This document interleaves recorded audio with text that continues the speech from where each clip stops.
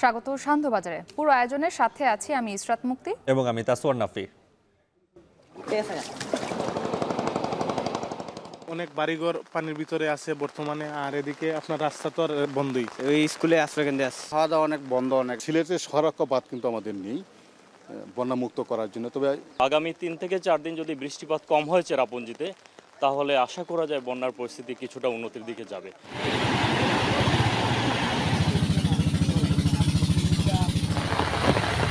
ঘরের মধ্যে পানি ঢুকে গেছে।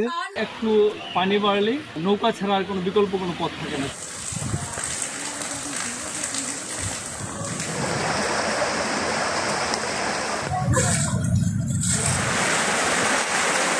আগামী 48 ঘন্টায় সিলেট সুনামগঞ্জে কিছুটা অবনতি হওয়ার সম্ভাবনা রয়েছে।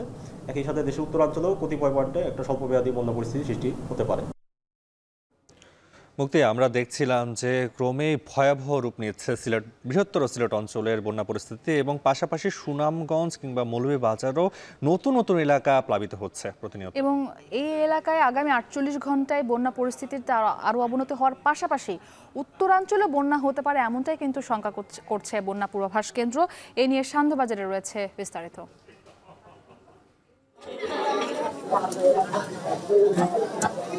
আর মায়া মরা আর বাপু মারা আর ভাই মারা বৃষ্টির ফলে এই বালি মাটির ভেতর দিয়ে পানি প্রবাহিত হয়ে বালির বস্তা সহ ধসে গিয়ে বিভিন্ন ঘরে প্রবেশ করে গেছে।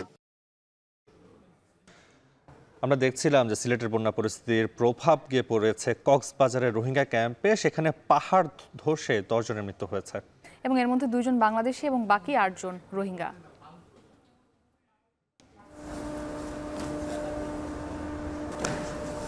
শনিবার রোববার থেকে আমরা চামড়াগুলো সংগ্রহ শুরু করব। আমাদের লক্ষ্যমাত্রা এখন আমাদের 80 থেকে 90 লক্ষ।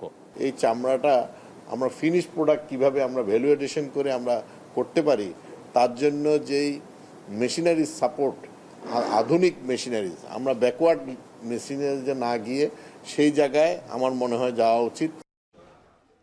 নাফি, কোরবানির কার্যক্রমটি শেষ হওয়ার পরপরই যে আরেকটি নতুন কার্যক্রম শুরু হয় সেটা হচ্ছে কোরবানির পশুর চামড়াগুলো সংগ্রহ এবং সংরক্ষণ করা। এই কয়েকদিন তো ঢাকার ভেতরে যে চামড়াগুলো রয়েছে সেগুলো সংরক্ষণ করা হয়েছে। 22 জুন থেকে কিন্তু ঢাকার বাইরের যে চামড়া সেগুলো সংগ্রহ করবে ট্যানারিগুলো। তবে এবার ছাগলের চামড়াগুলো নষ্ট হয়ে যাওয়ায় লক্ষ্যমাত্রা পূরণ করা সম্ভব হয়নি এবং পাশাপাশি ক্ষেত্রে ঘাটতি থেকে যেতে পারে 10 থেকে 20 লাখ পিস। এ নিয়েও জানাবো শান্তবাজার বিস্তারিত। তবে শুরুতেই জানাতে চাই সিলেট ও সুনামগঞ্জের বন্যা পরিস্থিতির খবর।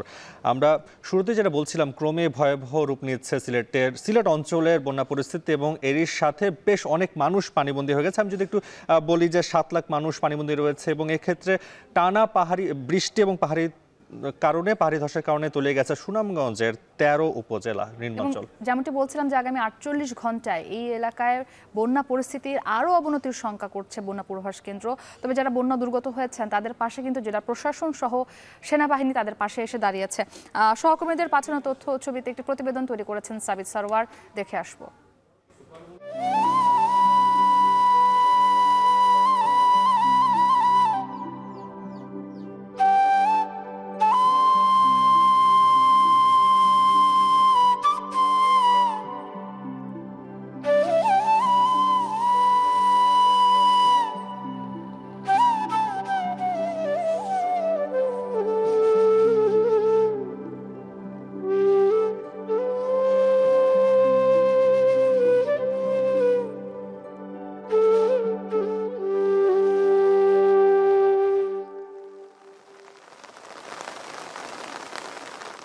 টানা বৃষ্টি ও পাহাড়ি ঢলে বৃহত্তর সিলেট জুড়ে ভয়াবহ বন্যা পরিস্থিতি। পানি থই থই অবস্থায় তলিয়েছে বসতভিটা ও রাস্তাঘাট। আশ্রয় কেন্দ্রে ছুটছে দুর্গত এলাকাবাসী। সড়কে স্বাভাবিক শৃঙ্খলা ভেঙে একমাত্র বাহন এখন নৌকা। ভেসে গেছে পুকুরের মাছ, ফসলি জমি। গবাদি পশু নিয়ে বিপাকে প্রান্তিক কৃষক। খাবার ও বিশুদ্ধ পানির সংকটে দুর্গত এলাকার মানুষ। সব থাকতেও অসহায় সবাই। ফসল ক্ষেত সবকিছু নষ্ট হয়ে গেছে, কৃষি খামার সবকিছু নষ্ট। আমরা আশেপাশে অনেক ঘর দর ডুবে গেছে পানিতে। গাড়ি লইয়া বারোইছি পানি ভাঙ্গিয়া, কিন্তু বাসার মাদানে খাওয়ার দিতাম পারছি না। সব দিকে রাস্তাঘাট বন্ধ, মানুষের চলাচল করতে পারেন না। আর যারা পানির দিকে আছে এরা তো খুবই কষ্টই আছে। এরই মধ্যে ঢলের জলে ডুবেছে সিলেটের নিম্নাঞ্চল। ঘরবাড়ি, রাস্তাঘাট এবং সরকারি বেসরকারি বিভিন্ন স্থাপনায় ঢুকে পড়েছে বন্যার পানি। সিলেট সিটি কর্পোরেশনের বেশ কিছু এলাকা সহ পানিবন্দী ১৩ উপজেলার প্রায় ৭ লাখ মানুষ। বন্যার অত্যাচারে অসহায় শহর নগর থেকে শুরু করে গ্রামীণ জনপদ। সবচেয়ে বেশি আক্রান্ত গোয়াইনঘাট ও কোম্পানিগঞ্জের নিম্নাঞ্চল। পরিস্থিতি সামাল দিতে কাজ করছে পানি উন্নয়ন বোর্ড সহ জেলা প্রশাসন ও সেনাবাহিনীর সদস্যরা। সিলেটের সহায়ক বাঁধ কিন্তু আমাদের নেই বন্যামুক্ত করার জন্য। তবে 2022 সালে বন্যার পরবর্তী সময়ে একটা ফিজিবিলিটি স্টাডি হয়েছে। সেই স্টাডির আলোকে আমরা পরবর্তীতেই একটা প্রকল্প প্রণয়ন করব। আগামী 3 থেকে 4 দিন যদি বৃষ্টিপাত কম হয় চেরাপুঞ্জিতে, তাহলে আশা করা যায় বন্যার পরিস্থিতি কিছুটা উন্নতির দিকে যাবে। এটাকে ভয় পাওয়ার কিছু নাই, আমাদের সাহসের সাথে ধৈর্যের সাথে এই দুর্যোগ মোকাবেলা করতে হবে। বৃহত্তর সিলেটে বন্যা পরিস্থিতির মধ্যে সবচেয়ে বেশি আক্রান্ত সুনামগঞ্জ। দোয়ারা বাজার, ছাতক, তাহিরপুর, বিশ্বম্ভরপুর, ধর্মপাশা, মধ্যনগর সহ 7 উপজেলার নিম্নাঞ্চল পুরোপুরি বন্যা কবলিত। পানি ছুঁয়েছে ঘরের চাল। সড়কে নৌকা ভাসিয়ে আশ্রয় কেন্দ্রে ছুটছে সর্বশ্রেণীর মানুষ। ক্ষতিগ্রস্ত বসতঘর, মাছের পুকুর, গোলার ধান সহ ফসলি জমি। সব মিলিয়ে 6.5 লাখ মানুষ এখনও পানিবন্দী। জেলা সদরের সঙ্গে তাহিরপুর ও দোয়ারা বাজারের সড়ক যোগাযোগ বিচ্ছিন্ন। বন্ধ ঘোষণা হয়েছে টাঙ্গুয়ার হাওর সহ জেলার সব পর্যটন কেন্দ্র। রাস্তা তো আর বন্ধই, নৌকা দিয়ে আমরা চলাফেরা করতেছি। এই দিকের মানুষ অনেক কষ্টে আছে এখনো।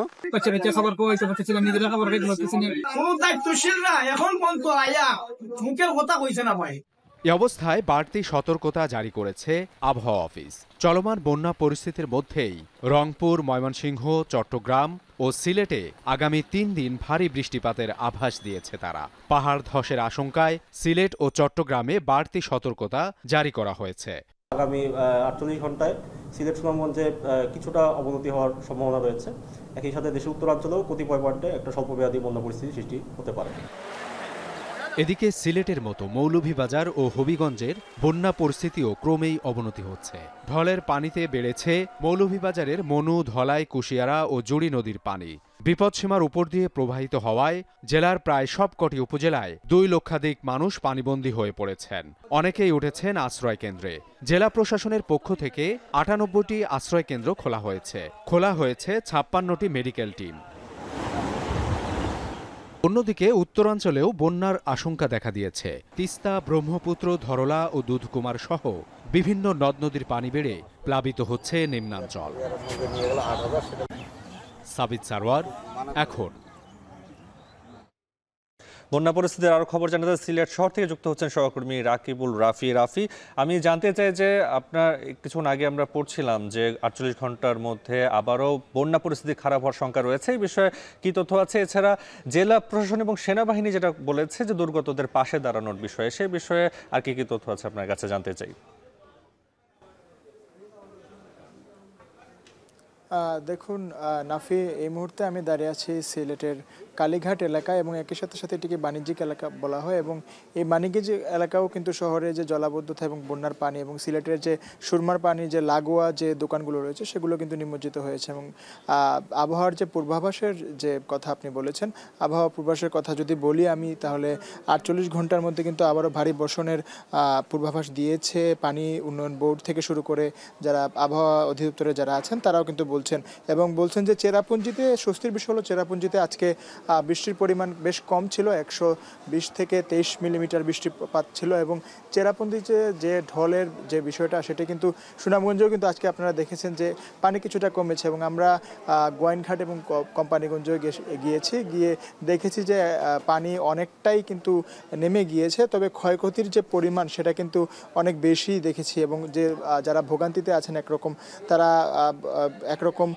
বলাই চলে যে মানবেতর জীবনযাপন করছেন এবং এই যে এই অঞ্চলের যে মানুষেরা যারা ব্যবসায়ীরা আছেন, ব্যবসায়ীরাও কিন্তু একরকম পানিবন্দী হয়ে গেছেন। অনেকে দোকানপাট লাগিয়ে কিন্তু একরকম মানবেতর জীবনযাপন করছেন এবং একই সাথে সাথে আমি যদি বলি যে জেলা প্রশাসন থেকে শুরু করে সিসিক মেয়র, উপজেলা নির্বাহী অফিসার এবং যারা সংশ্লিষ্ট কর্মকর্তারা আছেন তারা কিন্তু একরকম প্রশাসনের পক্ষ হতে প্রায় প্রয়োজনীয় তৎপরতা চালিয়েছেন এবং বন্যার সার্বিক পরিস্থিতি পর্যবেক্ষণের জন্য প্রায় জেলা প্রশাসকের যে কার্যালয় এবং উপজেলা নির্বাহী অফিসারের কার্যালয়গুলোতে কন্ট্রোল রুম স্থাপন স্থাপন করা হয়েছে এবং প্রতিটি উপজেলায় ডেডিকেটেড অফিসার নিয়োগের পাশাপাশি প্রতিটি ইউনিয়নে কিন্তু ট্যাগ অফিসার নিয়োগ করা হয়েছে এবং এই ক্রাইসিসে কিন্তু একরকম তারা স্পেশাল রেস্কিউ টিম নিয়োগ করেছেন এবং স্পেশাল নাম্বারেও কিন্তু কল দিয়ে অনেকে আশ্রয় কেন্দ্রে যেতে পারছেন এবং বন্যাতদের স্বাস্থ্যসেবার জন্য কিন্তু প্রদানের জন্য ইউনিয়ন ভিত্তিক মেডিকেল টিম গঠন করা হয়েছে এবং সরকারি বেসরকারিভাবে কিন্তু ত্রাণ বিতরণ কার্যক্রম চলমান আছে এবং দেখতে পাচ্ছেন যে যেরকম জলাবদ্ধতা কিন্তু শহরে সৃষ্টি হয়েছে আসলে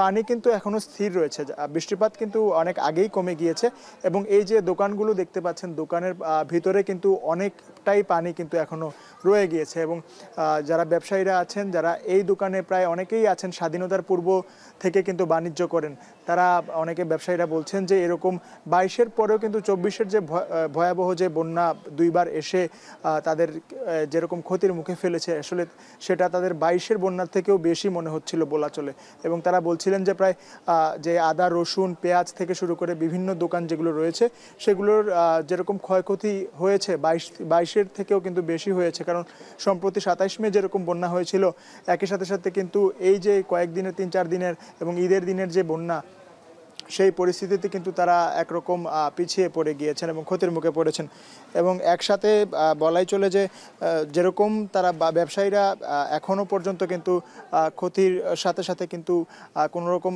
লাভের মুখ দেখছেন না এবং যদি বন্যা পরিস্থিতি না কমে তাহলে কিন্তু ব্যবসায়ীরা বলছেন যে একরকম তারা নিঃস্ব হয়ে যাবেন এবং যে উৎপাদন খরচ রয়েছে সেটাও কিন্তু পড়ে যাবে তাদের। তো এই ছিল আমার কাছে সিলেটের বাণিজ্যিক এলাকা থেকে বন্যা পরিস্থিতির সর্বশেষ খবরাখবর। নাফি। সিলেটের বন্যা পরিস্থিতির খবর জানাতে যুক্ত ছিলেন সহকর্মী রাকিবুল রাফি।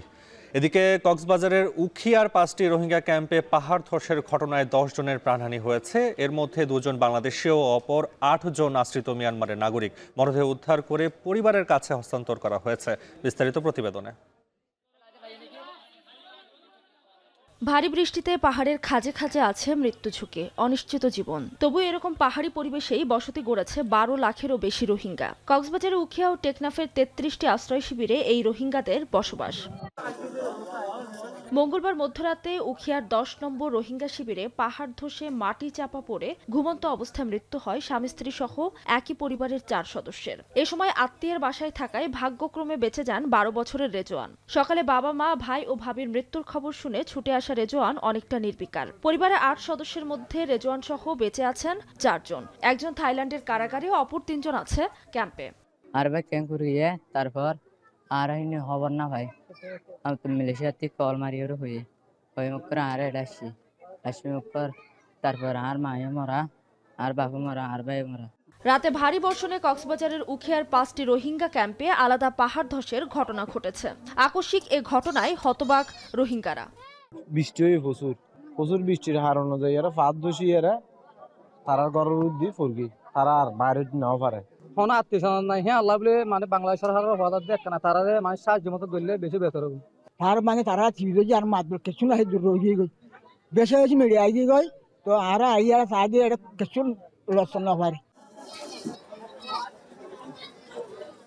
মরদেহ উদ্ধারের পর স্বজনদের কাছে হস্তান্তর করা হয়েছে। প্রশাসন বলছে হতাহতের পরিবারকে সহযোগিতা করা হবে।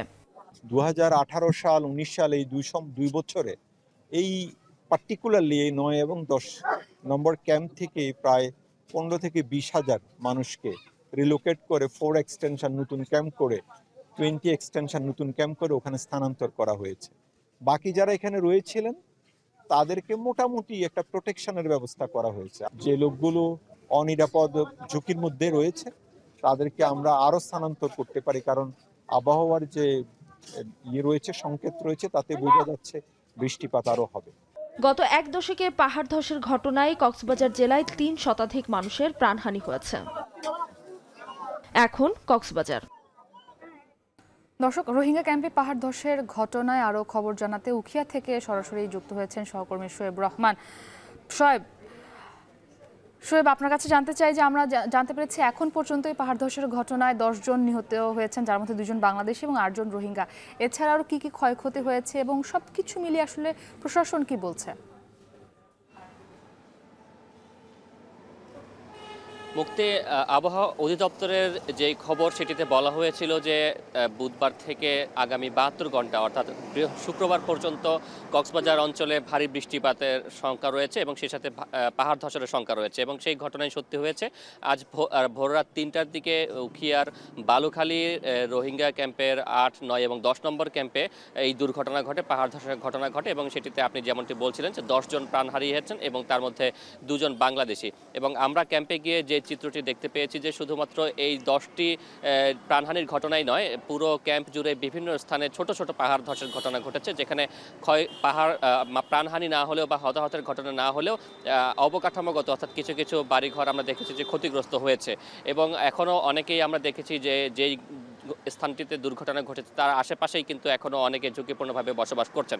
প্রশাসন খবর পাওয়ার পর থেকেই উদ্ধার তৎপরতা অংশ নেয় এবং 10 জনের মরদেহ উদ্ধার করার পর তাদের স্বজনদের কাছে সেই মরদেহগুলো হস্তান্তর করা হয়েছে এবং এখন পর্যন্ত আমরা যেটুকু জানতে পেরেছি ঝুঁকিপূর্ণভাবে বসবাস করছে এমন 500 রোহিঙ্গা পরিবারকে তাদেরকে নিরাপদ স্থানে সরিয়ে নেওয়া হয়েছে এবং এই কার্যক্রমটি আগামীকালও চলমান থাকবে এবং আগামীকাল আরও 1000 পরিবারকে সরিয়ে নেওয়ার লক্ষ্যমাত্রা রয়েছে বলে আমরা জানতে পেরেছি। এবং রোহিঙ্গা ক্যাম্পের যে সার্বিক চিত্র দেখতে পেয়েছি, যেহেতু সেটি আসলে একটি বনাঞ্চল উজাড় করে পাহাড়ে বসতি করা হয়েছে, সেই জায়গা থেকে যারা সেখানে বসবাস করছেন বেশিরভাগ রোহিঙ্গাই কিন্তু ঝুঁকিপূর্ণভাবে বসবাস করছেন। এবং আমরা প্রশাসনের সাথে যে কথা বলছিলাম তারা বলছেন যে দুর্ঘটনার পরে তারা সেই রোহিঙ্গা ক্যাম্পে মাইকিং করেছেন এবং মাইকিং করার পরে যারা বেশি ঝুঁকিতে রয়েছেন সেরকম 500 পরিবারকে সরিয়ে নেওয়া হয়েছে এবং যারা নিহত হয়েছেন তার মধ্যে 4 জন একই পরিবারে ছিলেন, বাবা, মা এবং স্বামী, স্ত্রী, অর্থাৎ ছেলে এবং ছেলের স্ত্রী, এই 4 জন মারা গিয়েছেন এবং তার মধ্যে 2 জন বাংলাদেশির কথা বলছিলাম। একই সাথে আপনাকে আরেকটি বিষয় জানিয়ে রাখতে চাই যে শুধুমাত্র বৃষ্টিপাতে রোহিঙ্গা ক্যাম্পে প্রাণহানি ঘটনা যেমন ঘটেছে তেমনিভাবে আমরা যেটুকু জানতে পেরেছি যে টেকনাফ অর্থাৎ টেকনাফেও কিন্তু ভারী বর্ষণে প্রায় 20টির বেশি গ্রাম প্লাবিত হয়েছে এবং সেই 20টি গ্রামে প্রায় 10,000-এর বেশি মানুষ পানিবন্দী রয়েছে এবং সেখানে স্থানীয় প্রশাসন যেটি জানাচ্ছেন যে তাদের কাছে শুকনো খাবার এবং যারা ঝুঁকিপূর্ণ অবস্থায় রয়েছে তাদেরকে উদ্ধার কার্যক্রম চলমান রয়েছে। একটি বিষয় হলো যে দুপুরের পর থেকে কিন্তু এই অঞ্চলে আর ভারী বর্ষণ হয়নি, যে কারণে টেকনাফের পানি কিছুটা নামতে শুরু করেছে। তবে যেহেতু 72 ঘন্টা বৃষ্টিপাতের সম্ভাবনা রয়েছে তাই রাতের বৃষ্টিপাত হলে আবারও নতুন নতুন এলাকা প্লাবিত হতে পারে বলে শঙ্কা করা হচ্ছে। মুক্তি, শোয়েব, ধন্যবাদ আমাদের সঙ্গে যুক্ত হবার জন্য। আমরা এতক্ষণ দেখছিলাম আমাদের সহকর্মীরা যুক্ত ছিলেন, এই বিষয়ে আমরা আরও জানতে চাই। আমাদের সঙ্গে যুক্ত হয়েছেন স্টুডিওতে সহকর্মী শম্পা বিশ্বাস। শম্পা, আপনাকে স্বাগত সান্ধ্যবাজারের আয়োজনে। আমরা এই সান্ধ্যবাজারের আয়োজনের শুরু থেকে কিন্তু সিলেট সুনামগঞ্জে যে বন্যা পরিস্থিতি সেটি দেখছিলাম, একই সঙ্গে কক্সবাজারে পাহাড় ধসের ঘটনায় 10 জনের মৃত্যুর ঘটনার খবরটাও আমরা দেখছিলাম। শুরুতে একটু বন্যা পরিস্থিতি নিয়ে কথা বলতে চাই যে গত বছরও কিন্তু আমরা দেখেছি সিলেট সুনামগঞ্জে ভয়াবহ বন্যা হয়েছে, যেটিকে বলা হচ্ছে যে সেখানকার স্মরণকালের সবচেয়ে ভয়াবহ বন্যা। এবছরও বন্যা হচ্ছে। এই যে প্রতি বছর বন্যা হচ্ছে এবং নিম্নাঞ্চলগুলো প্লাবিত হচ্ছে, এখান থেকে ক্ষয়ক্ষতি রক্ষায় সেখানে বাঁধ কেন নির্মাণ করা হচ্ছে না, বা যে প্রকল্পগুলো নেওয়া হয় সেগুলোর আসলে বাস্তবায়ন কতটুকু হয়? মুক্তি, আপনাকে ধন্যবাদ। আমরা কি কি প্রকল্প নেওয়া হয়েছে সেটির আগে যদি একটু বন্যার ভয়াবহতা নিয়ে কথা বলি তাহলে প্রকল্পগুলো কতটা গুরুত্বপূর্ণ সেটি আমাদের বুঝতে সুবিধা হবে। আমরা যদি বলি যে এবছর মে মাসে যে বন্যার সৃষ্টি হয়েছিল সেটিরই কিন্তু এখন দ্বিতীয় পর্যায়ে চলছে, অর্থাৎ চলতি বছরেই একবার বন্যা হয়ে গেল। সেই বন্যার ক্ষয়ক্ষতি কাটিয়ে ওঠার আগেই আরেকবার সিলেটবাসী বন্যার কবলে পড়ল এবং শুধু সিলেট নয়, সেখানে সুনামগঞ্জেও কিন্তু বন্যা শুরু হয়েছে এবং ব্যাপক ক্ষয়ক্ষতি হয়েছে। এবার আসি আপনার প্রশ্নে। এই বন্যার রোধে নয়, আসলে বন্যার যেসব ক্ষয়ক্ষতি সেটি কাটিয়ে ওঠার জন্য যেসব প্রকল্প নেওয়া দরকার এমন প্রকল্প কিন্তু বেশ কয়েকটি ছিল। তার মধ্যে কোনোটির কাজ হয়েছে, কোনোটির কাজ হয়নি, মাঝপথে থেমে গিয়েছে এমন রয়েছে। আমরা যদি একটু উল্লেখ করি, 2023 সালে 50 কোটি টাকায় সুরমা কুশিয়ারা নদীর 18 কিলোমিটার খনন একটি প্রকল্প নেওয়া হয় এবং এছাড়া সিলেটবাসীর যে দীর্ঘদিনের দাবি তাদের শহর রক্ষা বাঁধ নির্মাণের, সেটিরও কোনো ধরনের কোনো বাস্তবায়ন হয়নি। পাশাপাশি 2019 সালে সিলেট সিটি কর্পোরেশনের আওতায় একটি প্রকল্প নেওয়া হয় যেটি বরাদ্দ ছিল 1228 কোটি টাকা এবং এই প্রকল্প নেওয়ার পরেও সিলেটবাসী কোনো ধরনের কোনো সুফল পাচ্ছে না। তারা প্রতি বছরই বন্যায় ডুবে যাচ্ছে। এতে অর্থনৈতিকভাবে যেমন ক্ষতি হচ্ছে, তেমনি নগরবাসীর যে সব চলতি দিনের ঘটনা, অফিস যাতায়াত, ঘর থেকে বাজারে যাওয়া, বাইরে যাওয়া, সব ধরনের সমস্যায় কিন্তু সিলেটবাসী পড়ছে। পাশাপাশি আমরা বলে রাখি যে অর্থনৈতিক ক্ষতির মধ্যে যেগুলো খুবই গুরুত্বপূর্ণ সেগুলো হচ্ছে এই ফসলের যে মাঠ সেগুলোর ক্ষতি হচ্ছে, ফসল নষ্ট হয়ে যাচ্ছে, মাছের ঘের যাদের আছে সেগুলো ক্ষতিগ্রস্ত হচ্ছে। ফলে কিন্তু শুধুমাত্র ভোগান্তি নয়, অর্থনৈতিকভাবেও এসব বন্যার কারণে আমরা দেখেছি যে সেখানকার পর্যটন স্পটগুলো বন্ধ রাখা হয়েছে। এটাও কিন্তু সেই খাত সংশ্লিষ্ট যারা ব্যবসায়ী রয়েছেন তারাও লোকসানের মুখে পড়েছেন। মুক্তি, সবসময় কিন্তু বলা হয়ে থাকে বাংলাদেশে পর্যটনের অপার সম্ভাবনা রয়েছে এবং সেই অপার সম্ভাবনার একটি জায়গা কিন্তু পাহাড়। সেই পাহাড়ে যখন বৃষ্টি হয়, বন্যা হয়, তখন কিন্তু পর্যটকরা আর সেই পাহাড়ে যেতে ইচ্ছা প্রকাশ করে না। তারা এক ধরনের ভয়ে থাকে যে কখন না জানি সেখানে এক ধরনের দুর্যোগ শুরু হয়ে যাবে। ফলে এই পর্যটন শিল্প থেকেও বাংলাদেশ আসলে পিছিয়ে পড়ছে। এবং এর পাশাপাশি যদি আরেকটি কথা বলি, এই বন্যার কারণে আমরা যখনই দেখি যে বন্যা আসার আগে আমাদের প্রকল্প নেয়ার কথা, যে বন্যা রোধে যেসব করণীয় আছে সেগুলো করার কথা, প্রত্যেকবারই যেটি হয় বন্যার পরে এটি নিয়ে একটি তোড়জোড় শুরু হয় এবং প্রকল্পের কখনো কখনো কাজ শেষ হয়, কখনো হয় না। প্রকল্পের নামে প্রকল্প হচ্ছে, টাকা যাচ্ছে, সুফল কিন্তু মিলছে না আসলে। ফলে যেই চিত্র সেটিই আছে, কোনো ধরনের অবস্থার পরিবর্তন নেই এবং এই ভোগান্তি কবে শেষ হবে। সিলেটের আজকেই আমরা একজনের কথা শুনছিলাম, তিনি কিন্তু বলছিলেন যে আমরা তো বারবার বাঁধ চাই, সেই বাঁধই তো আমাদের দেয়া হচ্ছে না। যেখানে আমরা জানি যে কি কাজটি করলে এই শহরটাকে রক্ষা করা যাবে বন্যার হাত থেকে, সেই কাজটি তাহলে আমরা কেন করছি না? এই প্রশ্নের উত্তর কিন্তু কখনোই প্রশাসনের কাছ থেকে পাওয়া যায় না। মুক্তি, শম্পা, আপনাকে ধন্যবাদ আমাদের সঙ্গে যুক্ত হওয়ার জন্য। আমরা অনেক তথ্য জানতে পেরেছি আপনার মাধ্যমে। ধন্যবাদ। ছাগলের চামড়া নষ্ট হওয়ায় 1 কোটি পিস চামড়ার লক্ষ্যমাত্রা পূরণ হবে না বলে জানিয়েছে বাংলাদেশ ট্যানার্স অ্যাসোসিয়েশন বিটিএ। 80 থেকে 90 লাখ সংগ্রহ হতে পারে বলে প্রাথমিক ধারণা তাদের। দেশের সব চামড়া সংগ্রহ করতে ব্যাংকের সহযোগিতা চান তারা। এদিকে আগামী বছরে লবণ ছাড়া কাঁচা চামড়ার দাম নির্ধারণে বাণিজ্য মন্ত্রণালয়কে সুপারিশ করবে বিটিএ। আরও জানাচ্ছেন আরিফ হোসেন।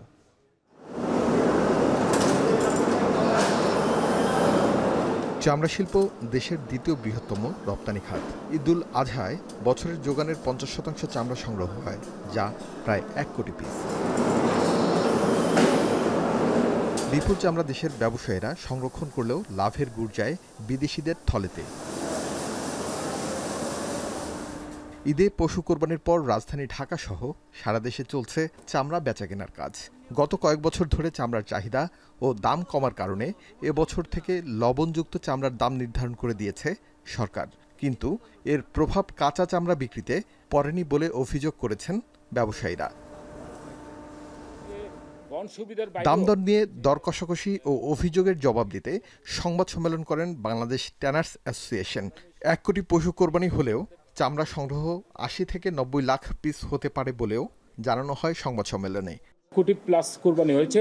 আমাদের লক্ষ্যমাত্রা এখন আমাদের 80 থেকে 90 লক্ষ।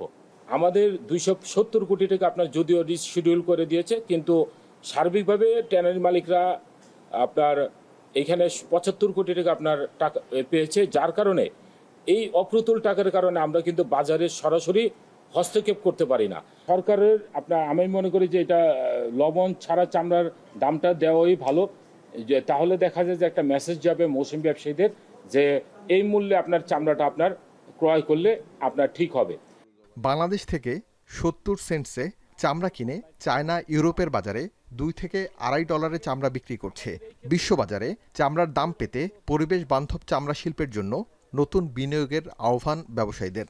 সুতরাং আমরা মনে করি এখন সিইটিপিটা আন্তর্জাতিক মান করা অত্যন্ত সময়ের দাবি নয়, এই মুহূর্তে এটা আমাদের করতেই হবে। পৃথিবীতে এখন প্রায় $500 ট্রিলিয়নের মার্কেট আপনার এই চামড়া জাতীয় পণ্যের। এই চামড়াটা আমরা ফিনিশ প্রোডাক্ট কিভাবে আমরা ভ্যালু এডিশন করে আমরা করতে পারি, তার জন্য যেই মেশিনারিজ সাপোর্ট, আধুনিক মেশিনারিজ, আমরা ব্যাকওয়ার্ড মেশিনারিজে না গিয়ে সেই জায়গায় আমার মনে হয় যাওয়া উচিত। সরকারের বেঁধে দেওয়া চামড়ার দাম নিয়ে মতবিরোধের জবাব দেন ব্যবসায়ীরা। আগামী বছর লবণ ছাড়া চামড়ার দাম নির্ধারণে বাণিজ্য মন্ত্রণালয়কে সুপারিশ করবে বিটিএ। যারা সিজনাল ব্যবসায়ী তাদের জানা উচিত, বোঝা উচিত লবণযুক্ত দাম কত আর লবণ ছাড়া কত। সেই ক্ষেত্রে আমরা ক্লিয়ার করে বলে দিই, একটা চামড়াতে লবণ দিতে খরচ মিনিমাম 250 থেকে 300 টাকার কাছাকাছি খরচ পড়ে। তো 300 টাকা বাদ দিয়ে ওদেরকে চামড়াটা সংগ্রহ করা উচিত। আমি কালকে অনেকে আমাকে প্রশ্ন করেছেন যে অনেকে বলেছেন যে চামড়া ন্যায্য দাম পায় নাই। তাদের কাছে আমার প্রশ্ন, যারা ন্যায্য দাম পাইছে তারা কি কোনো কমপ্লেইন করছে? শনিবার থেকে ঢাকার বাইরে চামড়া সংগ্রহ করবে ট্যানার্স অ্যাসোসিয়েশন। আরিফ হোসেন, এখন, ঢাকা।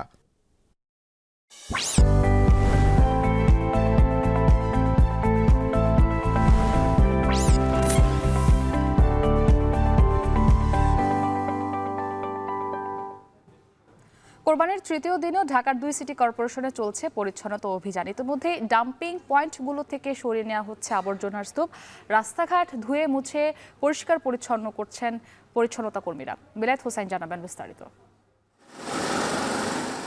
এখনও রাজধানীর বিভিন্ন স্থানে লেগে আছে কোরবানির পশুর রক্তের দাগ। বাতাসে ভেসে আসছে কিছুটা দুর্গন্ধ।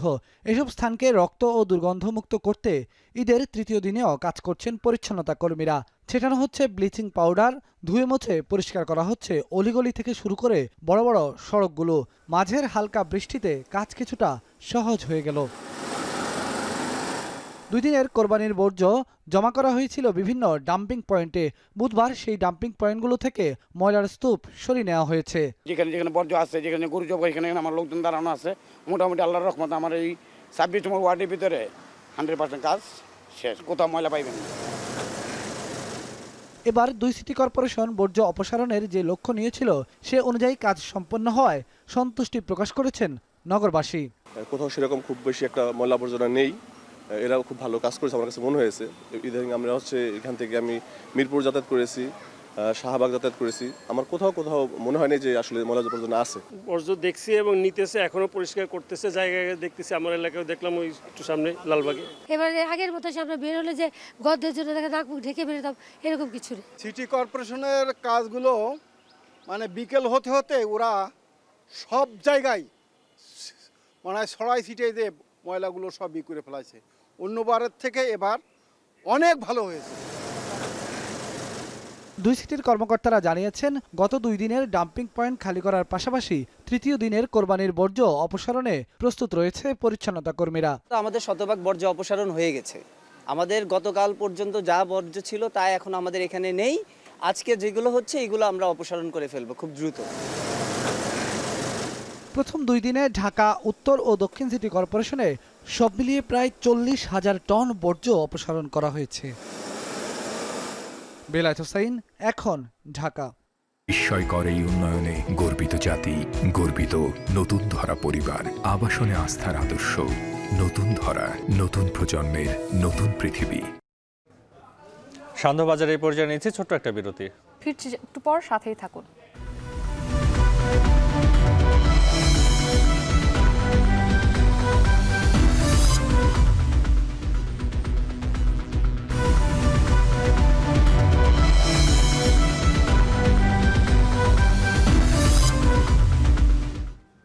বিরতির পর ফিরে এলাম। আপনারা দেখছেন সান্ধ্যবাজার।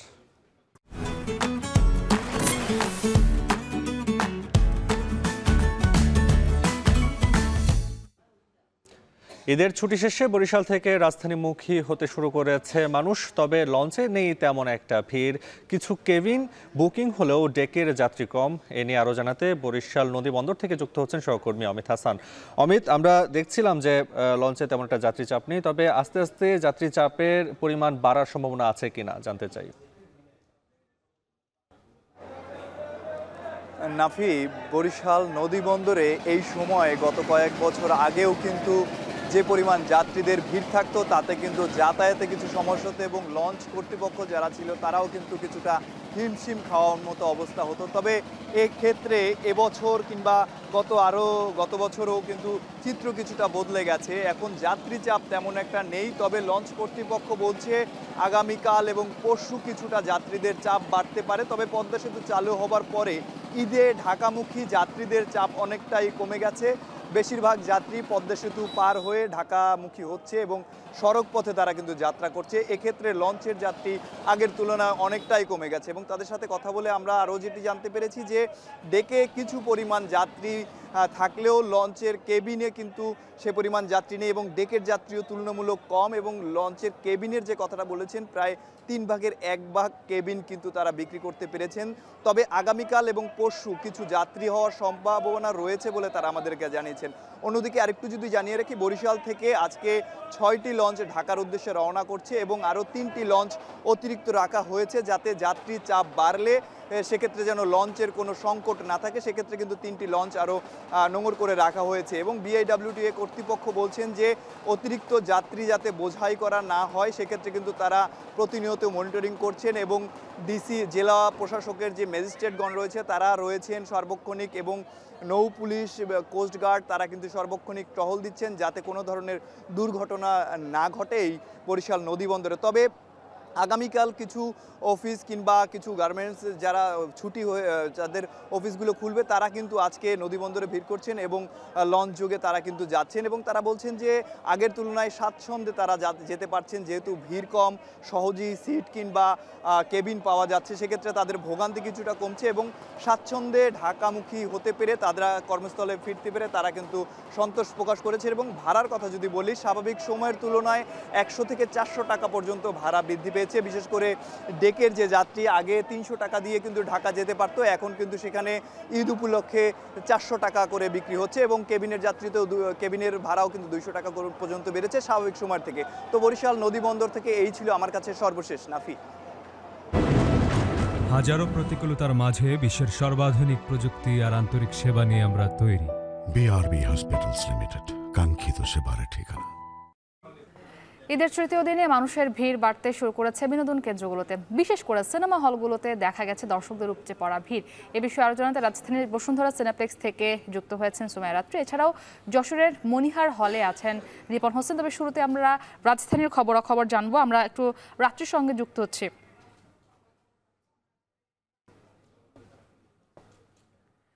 রাত্রি, জানতে চাই যে সিনেমা দেখতে এসে দর্শকরা কি বলছেন এবং এখন পর্যন্ত কোন সিনেমার টিকিট বিক্রিতে সর্বোচ্চ রয়েছে? কে কেন্দ্র করেই কিন্তু ঈদে কিন্তু এবার অনেকগুলো সিনেমা মুক্তি পেয়েছে, 5টি সিনেমা মুক্তি পেয়েছে এবং প্রযোজক বা পরিচালকদের সাথে আমরা কথা বলেছি, তারা কিন্তু বলেছেন যে এবার যে সিনেমাগুলো ধারাবাহিকভাবে মুক্তি পেয়েছে সেগুলো খুব ভালোই চলছে এবং তারা খুব ভালো সাড়া পাচ্ছে। একই সাথে তারকাদের সঙ্গে আমরা কথা বলে জানতে পেরেছি তাদের সিনেমার যেই এবার একটা অন্যরকম ভিড় দেখতে পাচ্ছেন সেটা কিন্তু এর আগে ঈদ উল ফিতরেও তারা দেখতে পাননি, এমন কথাও বলেছেন। গত কয়েক বছর ধরে ঈদের ছুটিতে কিন্তু সিনেমা হলে অনেক মানুষ দেখা যাচ্ছে, সারা বছরের ব্যস্ততা শেষে ঈদের ছুটিকে কাজে লাগিয়েই মূলত সিনেমা হলে এসেছেন দর্শনার্থীরা। এই মুহূর্তে দেখতে পাচ্ছেন বিশাল একটি লাইন, এই লাইনটি ঘিরেই কিন্তু এখন যে সিনেমাটি চলছে তুফান, সেই সিনেমার জন্যই তাদের এত বড় লাইন এবং একই সাথে তুফান সিনেমার যে শো রয়েছে সেগুলো কিন্তু বাড়ানো হয়েছে। আর ছুটির যে ঈদের ছুটির কথা পরিবারের সাথে উপভোগ করতেই অনেকে এসেছেন, আজকে অনেকের ঢাকায় ফিরেছেন, অনেকে আজ থেকে ছুটি শেষ হয়ে গেছে, অফিস শুরু করেছেন কেউ কেউ। তবে এতদিন যেহেতু দর্শনার্থীরা সিনেমা হলের টিকিট পাননি, সেক্ষেত্রে অফিস শেষ করে সিনেমা উপভোগ করেছেন পরিবার প্রিয়জন সবার সাথে।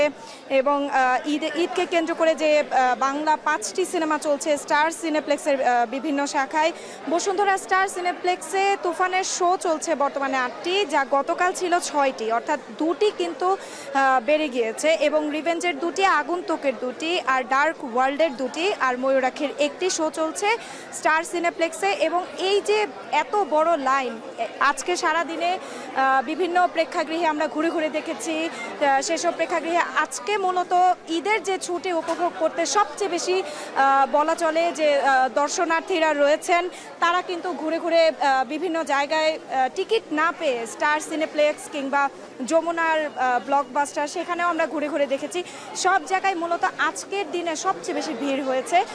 ঈদের ছুটি তারা কিন্তু উপভোগ করছেন এই সিনেমা দেখে এবং যেই খোলা জায়গাগুলো রয়েছে সেগুলোতে কিন্তু বিনোদন কেন্দ্রগুলো রয়েছে সেখানে তারা ভিড় কম জমিয়ে এবার সবচেয়ে বেশি ভিড় করছেন সিনেমা হলগুলোতে। আর এছাড়া যদি আপনাকে বলি সিনেমা হলে টিকিট না পেয়ে কেউ কেউ বাড়িতেও ফিরে যাচ্ছেন এবং এখানে যেসব ফুড কোর্ট রয়েছে তারা বিভিন্ন ফুড কোর্ট ঘুরে ঘুরে পরিবারদের সঙ্গে উপভোগ করছেন, সেই সিনেমাও দেখছেন কেউ কেউ। এই ছিল আমার কাছে সর্বশেষ। এবারে যশোরে যেতে চাই। রিপন, জানাবেন যে সেখানে সিনেমা দেখতে আসা মানুষদের ভিড় কেমন এবং যশোরে এবার তো বেশ কয়েকটি সিনেমা মুক্তি পেয়েছে ঈদে, কোন সিনেমাটি দেখতে আসা দর্শকদের ভিড় সবচেয়ে বেশি? আমি রয়েছি যশোরের যে সর্ববৃহৎ সিনেমা হল রয়েছে বনিহর সিনেমা হলে। আমরা দেখছি যে সাকিব অভিনীত ছবি তুফান চলছে। এখানে আমরা দেখছি যে কানায় কানায় ভর্তি দর্শক রয়েছে। প্রতিটি শোতে এখানে যে সিট ক্যাপাসিটি রয়েছে প্রায় 1200 সিট ক্যাপাসিটি রয়েছে, সেই সিট ক্যাপাসিটি কিন্তু পূর্ণ হয়েছে এবং আমরা দেখেছি যে অনেকে যে সিনেমা দেখে অনেকে ফিরে যেতে হয়েছে জায়গা না থাকার কারণে। এই অবস্থাতে আসলে যারা দর্শক রয়েছে তারা বলছেন যে সাকিব অভিনীত যে ছবিটি চলছে এটি আসলে একটি গ্যাংস্টার থেকে ছবিটি উৎপত্তি হচ্ছে এবং এই ছবি একটি মানে তারা বলছেন যে সুপার হিট ছবি বলছেন তারা, এবং এই যে ছবিটির মাধ্যমে তারা আসলে দেখে খুশি রয়েছেন। যারা কর্তৃপক্ষ রয়েছেন তারাও কিন্তু বলছেন যে ভালো গল্প এবং ভালো অভিনয় যদি ছবি হয়, এখনো যে দর্শক খরা থাকে সিনেমা হলে সেই খরা কাটিয়ে দর্শক কানায় কানায় পূর্ণ হয়। আমরা দেখেছি এখানে অসংখ্য মানুষ এসেছে। প্রায় এই যে শোটি চলছে 6:30টার শো, সেটিতে দর্শক কানায় কানায় পূর্ণ রয়েছে এবং অনেকে আমরা দেখেছি যে টিকিট না পেয়ে বেরিয়ে গিয়েছেন ছবি না দেখতে পেরে। আপনাকে যদি একটু জানিয়ে রাখি, যশোরে বেশগুলো সিনেমা হল ছিল একসময়, সেই সিনেমা হলগুলো আসলে আস্তে আস্তে বন্ধ হয়ে যায়। এখন বর্তমানে 5 থেকে 6টা সিনেমা হল রয়েছে, সেই সিনেমা হলে যে ছবিগুলো চলছে এবং দিন যত যাচ্ছে আমরা দেখছি যে দর্শক পরিপূর্ণ রয়েছে। এই ছিল আমার কাছে সিনেমা হলের খবর। মুক্তি। ঈদে মুক্তিপ্রাপ্ত সিনেমাগুলো দেখতে হলগুলোতে ভিড় করছেন দর্শকরা, সেই খবর জানাতে আমাদের সঙ্গে যুক্ত ছিলেন আমাদের সহকর্মীরা। সান্ধ্যবাজার এ পর্যায়ে নিচ্ছে আরেকটা ছোট্ট বিরতি। ফিরছি একটু পর, সাথেই থাকুন।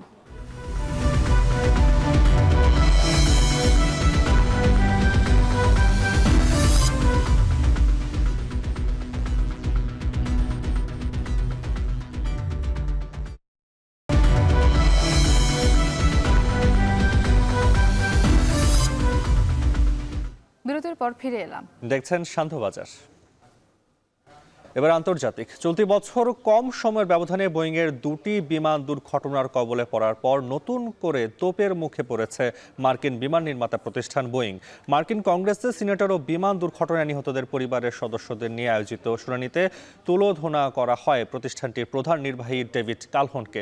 বোয়িংয়ের হয়ে কাজ করে কত আয় হয়েছে তার এই প্রশ্নের মুখোমুখি হতে হয় কালহনকে। যদিও অভিযোগ স্বীকার করে ক্ষমা চেয়ে বিমানের মান উন্নয়নের অঙ্গীকার করেন কালহন। বিস্তারিত জানাচ্ছেন ঈশিতা ব্রহ্ম। 2018 সালের অক্টোবরে লায়ন এয়ারের একটি ফ্লাইট উড্ডয়নের মাত্র 13 মিনিটের মধ্যে বিধ্বস্ত হয়। মৃত্যু হয় 181 জনের।